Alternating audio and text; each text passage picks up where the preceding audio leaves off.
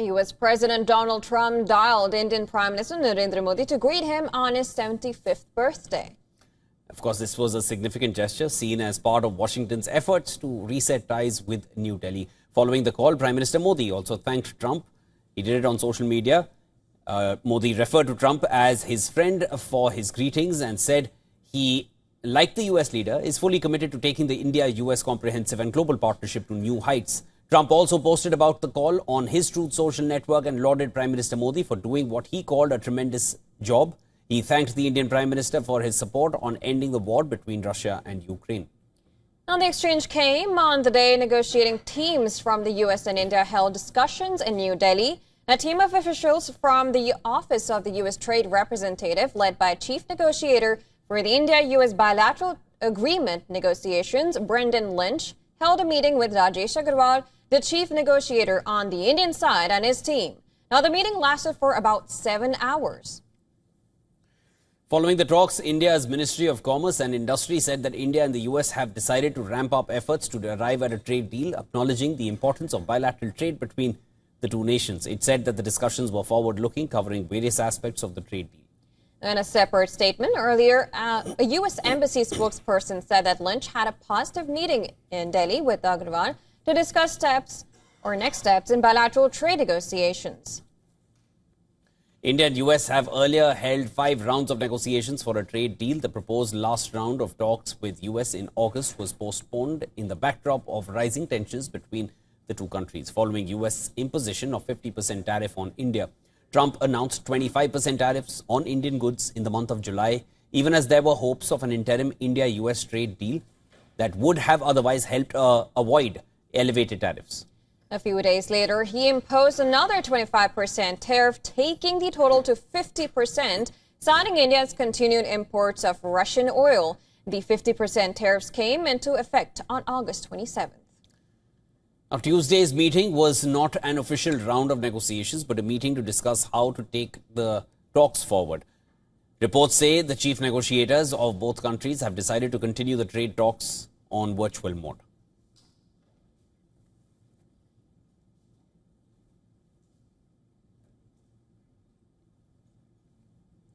All right, to discuss more, we are now being joined live by Raymond E. Vickery. He is a former U.S. Assistant Secretary of Commerce for Trade Development and Senior Associate at the Center for Strategic and International Studies. It's good to see you.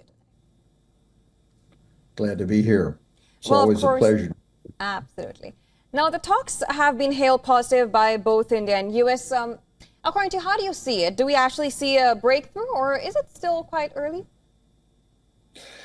Well, I think that any progress in regard to the talks is to be hailed, but this should not obscure the reality. You know, in order to build peace and prosperity throughout the world, you need a strategy and you need partners. Unfortunately, President Trump has no strategy.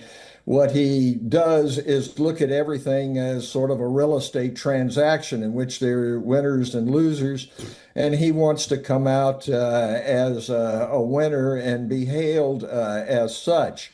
That having been said, it's very important that the partnership between the United States and India be one of the strongest, if not the strongest in the world. These are the two largest democracies.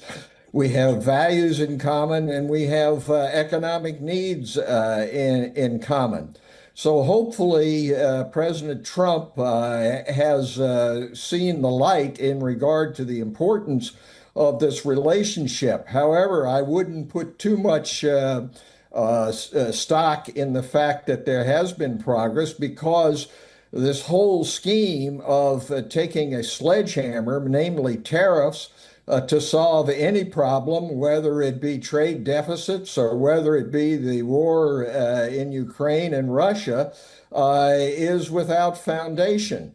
And we hope that we can get back to a semblance of a multilateral trade approach, which has served India and the United States so well. Understood. What is here is that basically this approach destroys the World Trade Organization and the multilateral system which has been in effect since World War II. Yeah, Mr. Vikri, you mentioned trade, and let me just come to that. The round of talks, which, the discussions which took place yesterday, it went on for 7 hours. And it was clear from the beginning that this is not an official round of talks, but of course, a continuation of discussions after a fairly significant pause.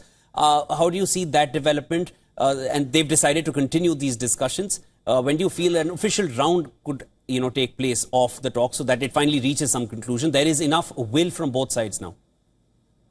Well, let's be plain about it.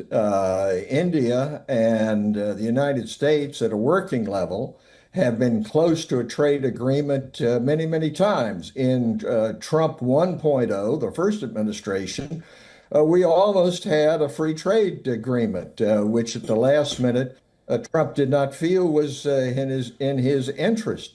The parties earlier this year had come very close. But there were demands which India could not bow to in regard to dairy, in regard to agriculture. And Trump had some sort of idea that he could bludgeon India with a further tariff and therefore win the Nobel Peace Prize by solving Russia's invasion of Ukraine. None of this has come to pass. And it will not come to pass just simply using a tariff. That having been said, yes, it is good that the sides are talking. At the very first, when Trump came into power, we were going to solve this in the fall. But unfortunately, President Trump jumped ahead and felt that he could burnish his own image by doing something earlier. Yeah. Now, we're returning to the original approach. You mentioned agriculture and aversion. Of course, these are the red lines that have been drawn both by U.S. and, of course, India. Do you think that what kind of method would it take for the talks to be successful, keeping these red lines in check?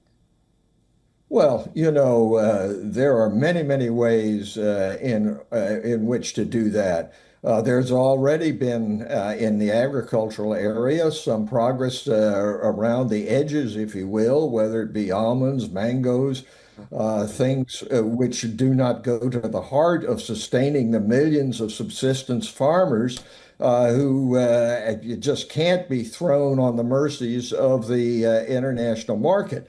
So I think, yes, there can be. And I think that the Modi administration, the Modi government has recognized needs for agricultural reform.